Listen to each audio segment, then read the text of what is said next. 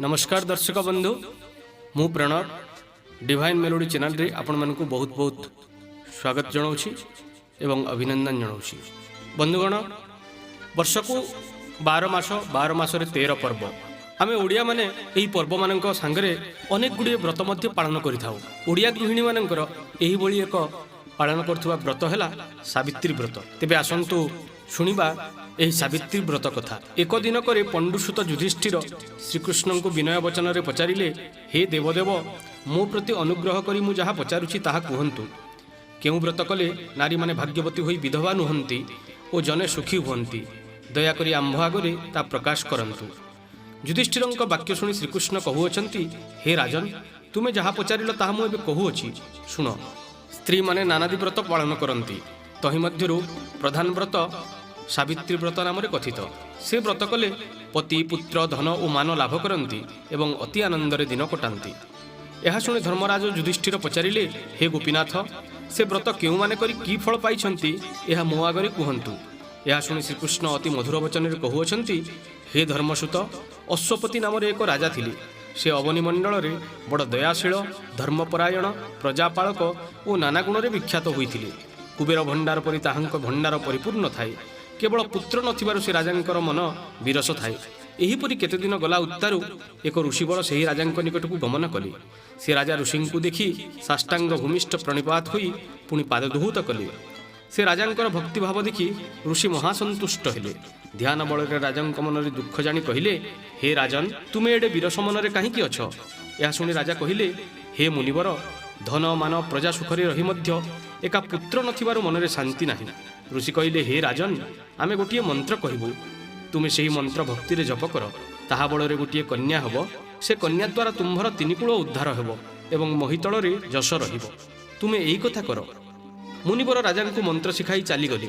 सेही दिन ठारू अश्वपति राजा नियम रे मंत्र जपंती। केते दिन उत्तारु सेही प्रभावरु एक दुहिता शुभ लग्न रे जात हैला। सेही दुहिता सावित्री मंत्र प्रभावरु जन्मिबारु सावित्री बोली नाम देले।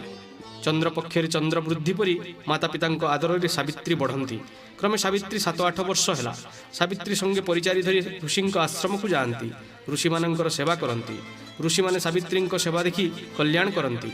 सावित्री स्वप्न रे हेले पुरुष मुख देखि नाहांती। दिनक सखी मानक धरी वन विहार करुथिले। एमंत बेले ऋषि मानक सहित एक सुंदर पुरुष को देखिले। से पुरुष को देखि मोहित होई चक्षु पिछाड़ी पारिले नाही। सावित्री ऋषि को पुच्छा कले, हे मुनिवर ए युवक कहार सुत मते कुहंतु। यह शुणी मुनि कहिले, अवंती नगरी रे द्युमंत सेन बोली एक राजा थिले। तांकर सुत सुकुटुंब धरी एही वनरे बास करुअछंती। ताहांक नाम सत्यवान और द्वितीय नाम चित्रसेन। एही चित्रसेन द्युमंत सेनंकर एकमात्र पुत्र। मुनिमुखु यह शुणी सावित्री मने मने भाविले, एही चित्रसेन को मु पति रूपे बरिबी। यह भावी गृह को समस्ते चलीगले। सावित्री माता को सकल विषय कहले। राणी शेष कथा राजा को कहले। राजा कहले, से कहार पुत्र किपरि तांकु दुहिता दान करिबा।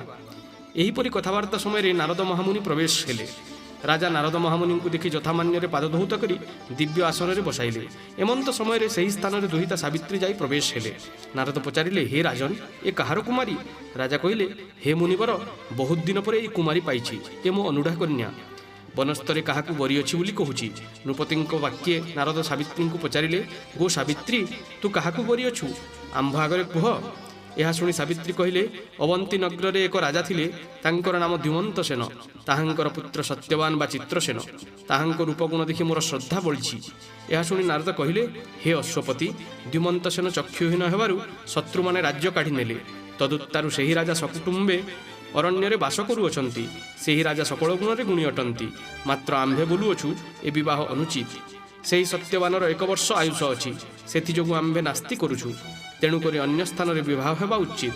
यह शुणी सावित्री कहले, हे पिता तांक छड़ा अन्य पुरुष बरिबी नहीं। अन्य पुरुष बरिले मो असती दोचारुणी हेबी। अतएव मो भाग्य जहाँ अच्छी ताहा फलिबो। सत्यवान बिना अन्य पुरुष को बरिबी नहीं। सत्यवान को मते प्रदान करंतु।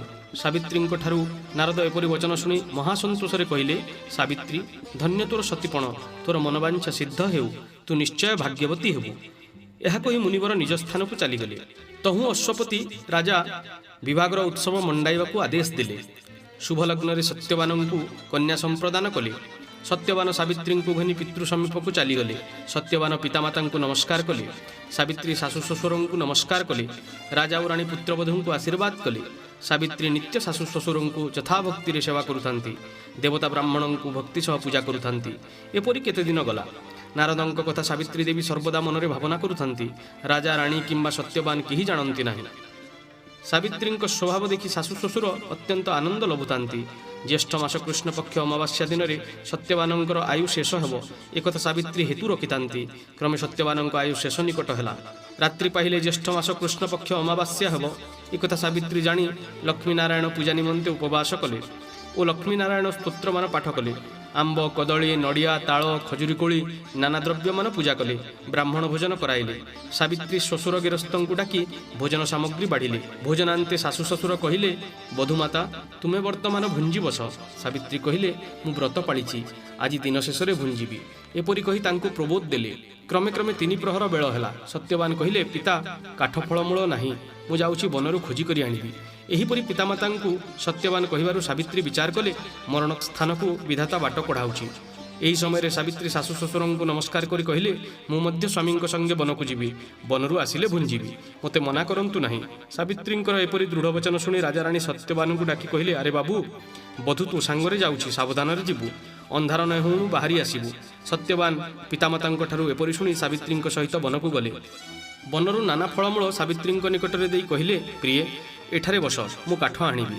यह कही सत्यवान वृक्ष निकट को गले। तांको सही स्थान अंधकार दिशिला। सही स्थान रे बसी पड़ी कहिले मोर मुंड कहीं व्यथा करुछि मते अंधार दिशुछि मोर प्राण बाहरी गला परि लागुछि उठिबाकु शक्ति हो नाही मते बड़ कष्ट हेउछि। या शुणी सावित्री विचार कले मरण निकट हैला। यह भावी कहिले एही कानी पणंत बिछाई दउछि एथिरे शयन करंतु एही क्षणी देह सुस्थ हेब। सत्यवान सावित्री जानुरे मुंड दे सही कानी पणंतरे शोइले। संध्या प्रवेश हैला। हे कांत संध्या हेलानी उठंतु। सावित्री उठाइले। सत्यवान उठिले नाही। तो सावित्री आ स्थिर रही न पारी उच्च स्वर रोदन करने को लगिले। एपरी समय जमदूत माने प्रवेश हेले। पतिव्रता सती शिरोमणि सावित्री तेजरे जमदूत माने केही पशि पारिले नाही। फेरी जाई जमं को कहिले हे जंतुराज सत्यवान मृत्यु होबारु आनिबाकु गलु मात्र सत्यवान पत्नी सावित्री को देखि तांको पासे पशि पारिलु नाही। फेरी आसिलु। दूत मानंक ठारु एपरी शुणी जमराज निजे सावित्री निकट को गमन कले। सावित्री जानू उपरे कांत को धरी अति आरतरे रोदन करुछंती। सावित्री विकल देखि जमराज कहिले हे माँ कहीं रोदन करुछु रोदन कर नाही। जन्म हेले मरण घटे जेतिकी दिन को आसी थाए सेतिकी दिन पूर्ण हेले फेरी चली जीवो एथिकी कहीं रोदन करुछ आउ कांद नाही। जमराजा एपरी वचन शुणी सावित्री पचारुछंती तुम्भे किए से केउठारु आसिल ताहा मते कुह मोर संदेह फिटिबो। जम सावित्री वचन शुणी कहउचंती मु जंतुपति जमराज सत्यवान को नेबापाई आसीछि। जमंक ठारु एहीपरि शुणी सावित्री सत्यवान को छाड़ी देई उभाइले। सत्यवान देहर जीवन को जमराज बांधी करी नहीं बाहरिले। सावित्री तांको पछे पछे चलिबाकु लागिले। जंतुराज लेउटी चाही सावित्री को पछरे देखि कहिले हे राजजेमा तू कहीं कांदी कांदी आसुचु तू घर को बाहरी जा। या शुणी सावित्री कहिले हे जंतुराज मोर कांत जदि तुम भुवन को जाउछंती मु मध्य तुम्भ भुवन को जीवे। वृथा संसारे किछि कार्य नाही चल तुम्भ भुवन को जीवा। तुम्भ परि सत्संग मते मिलिबो नाही। तुम्हें अनुग्रह करी मते तुम संगतरे नियो मो प्रति विराग हुओ नाही। एपरि सावित्री विनय वचन शुणी जमराज हर्षचित्तरे कहउचंती हे पतिव्रता शिरोमणि तुम्भ प्रति अत्यंत संतुष्ट मु। तुम्भे सत्यवानर प्राण छड़ा जहाँ मागिबो ताहा देबी। एपरि वचन शुणी सावित्री कहिले मोर शशुर अंध और राज्यहीन तांकु चक्षु प्रदान करंतु और राज्य प्रदान करंतु। यह शुणी जमराज तथास्तु कही चलीगले। सावित्री तांको पछरे गोड़ाउछंती। जम फेरी चाही कहिले तुम्भ गृह को तुम्भे जाओ। यह शुणी सावित्री कहिले तुम्भे नारायण अंश तुम्भंकु सेवा करिबी मते सांगरे नियंतु। यह शुणी जंतुपति कहिले हे सुता आउ केउ वर मागुछ माग। यह शुणी सावित्री कहिले मोर पितांकर पुत्र नाही पुत्र दान कर। जंतुराज तथास्तु कही चलीगले। सावित्री तथापि पछरे चलिले। यह देखि जंतुपति कहिले हे कन्या सत्यवानर प्राण छड़ा अन्य एक वर माग। सावित्री कहले सत्यवान परी मोर शतपुत्र हो मते आज्ञा कर। जमराजा सावित्री भक्तिभाव देखि भोल मानसरे तथास्तु कही सावित्री को फेरी जावाकू कहले। तहु सावित्री कहले हे देव महतंक कथा तो आननु होई आपण जेउ वर देले ता किपरि फलिबो। सत्यवान को तुम्बे घेनी जाउअछ मोर शतपुत्र किपरि हेबो। या शुणी जंतुपति स्थिर हेले उपरे कहले हे सावित्री धन्य धन्य तुम सतीत्व तुम्बे 3 कूल उद्धार करिल मते मध्य विनय गुण रे पराजित कल। एक कथा तोहर विख्यात हेब जुग जुगांतरे तोहर नाम विख्यात हेब। জ্যেষ্ঠ কৃষ্ণ অমাবাস্যা দিন তোর নাম স্মরণ করে যে নারীর রুচিত মନରେ সাবিত্রী ব্রত করিব সে নারী জন্মে জন্মে সধবা রহিব ও পতিপরায়ণ ହୋଇ পুত্রবতী ধনবতী ହେବ ଏବଂ ଅନ୍ତିମ କାଳରେ ବୈକୁଣ୍ଠ ପ୍ରାପ୍ତି ହେବ। ଏହା କହି ଯମ ସତ୍ୟବାନଙ୍କୁ ଛାଡ଼ିଦେଲେ। ସାବିତ୍ରୀ ସତ୍ୟବାନଙ୍କ ପ୍ରାଣ ଧରି ଯେଉଁ ସ୍ଥାନରେ ସତ୍ୟବାନ ପଡ଼ିଅଛନ୍ତି ସେହି ସ୍ଥାନରେ ପ୍ରବେଶ ହେଲେ। ସାବିତ୍ରୀଙ୍କ ହାତରୁ ଜୀବ ଯାଇ ସତ୍ୟବାନଙ୍କ ପିଣ୍ଡରେ ପ୍ରବେଶ ହେଲା। ସତ୍ୟବାନ ନିଦ୍ରୋତ୍ଥିତ ପରି ଉଠି କହିଲେ, ଆଗୋ ପ୍ରିୟେ, କେତେ ରାତ୍ର ହୋଇଗଲା, ମୋତେ ଉଠାଇଲ ନାହିଁ। ପିତାମାତା ବଡ଼ ଦୁଃଖରେ ଥିବେ। ଏହା ଶୁଣି ସାବିତ୍ରୀ କହିଲେ, ନିଦ୍ରିତ ଲୋକଙ୍କର ନିଦ୍ରା ଭାଙ୍ଗନ୍ତି ନାହିଁ। ଆଜ ରାତ୍ରରେ ଏହି ବୃକ୍ଷମୂଳରେ ରହିବା, ସକାଳ ହେଲେ ଗୃହକୁ ଯିବା। ସତ୍ୟବାନ ସାବିତ୍ରୀଙ୍କଠାରୁ ଏପରି ବଚନ ଶୁଣି ରାତ୍ରକ ସେଠାରେ ରହିଲେ। ସତ୍ୟବାନ କହୁଛନ୍ତି, ଆଗୋ ପ୍ରିୟେ, ଆଜି ରାତ୍ରରେ ମୁଁ ଗୋଟିଏ ସ୍ୱପ୍ନ ଦେଖିଲି। ଯମରାଜ ଆସି ମୋତେ ବାନ୍ଧି ଘେନି ଯାଉଥିଲା। ତୁ ତା ପଛରେ ଗୋଡ଼ାଉଥିଲୁ। ବହୁତ ବିନୟରେ ତୁ ମୋ ଜୀବନ ଆଣିଲୁ। ଏପରି କେତେ ସ୍ୱପ୍ନ ଦେଖିଲି? ସାବିତ୍ରୀ କହିଲେ, ନିଶ୍ଚୟ ହୋଇଥିବ। ହେମନ୍ତ ସମୟରେ ସତ୍ୟବାନଙ୍କ ପିତାମାତା ଅତି ଆକୁଳ ହୋଇ ଖୋଜିଲେ। ଏତେ ରାତ୍ର ହେଲା, ସତ୍ୟବାନ କାହିଁକି ଆସିଲା ନାହିଁ? ସାଙ୍ଗରେ ବଧୂକୁ ନେଇଛି। ବନରେ କି ବିପତ୍ତି ପଡ଼ିଲା? ମୋର ଚକ୍ଷୁକୁ ତ ଦିଶୁନାହିଁ। ମୁଁ କେଉଁଆଡ଼େ ଯିବି? ଏହା ଭଳି ଶୋକ କରୁଛନ୍ତି। ନିକଟକୁ ଋଷିମାନେ ଆସି କହିଲେ, ହେ ରାଜା, କାହିଁକି ଶୋକ କରୁଛ? ତୋର ସକଳ ମଙ୍ଗଳ ହେବ।